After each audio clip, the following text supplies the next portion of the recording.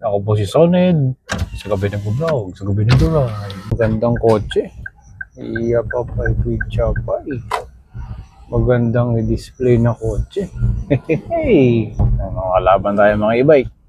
Kalabang mga e-bike. Environmentally ang mga e-bike. Lahat naman ng sasakyan pwedeng maging kamote. Ako po si Soned, nandito po tayo ngayon sa palabas ng village. Sa gabi nagpa-vlog, sa gabi nagja-drive. Dito sa aming kalsada marami ng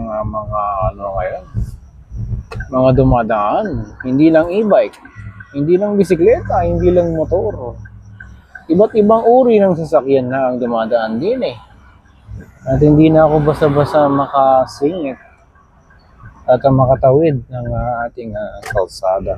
Yeah, papay video pay. Uy, parang medyo foggy. Foggy ulit. Bakit foggy? May nagsisigaw. Oh, may e-bike. Sige na, kuya. Tawid na, tawid na. Ingat. Ingat at ingat. So, mag-counterflow. Oh, sige.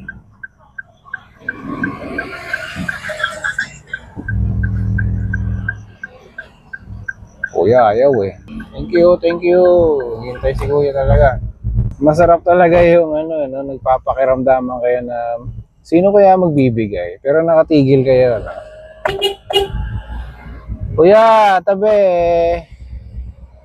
Yan na naman tayo. Yung mga mababagal, nasa gitna. May bisikleta na naman. Di pa ako nakakalayo. Oh my God. Hindi pa ako nakakalayo ng aming kanto. May kamote na. Buti na lang, hindi mga ibang motorista. Yung mga usual na kalaban natin, mga batang nagdadrive ng e-bike. Mga batang nagbibisikleta sa gitna ng kalsada. Nakakala nila napakalakas ang kanilang pagpedal. Nakakamaga talaga ng mata na parang ganyan. Ano ba pinaglalaban nyo dyan? Bakit kayo nasa gitna? Ginawa niyong park. Diba?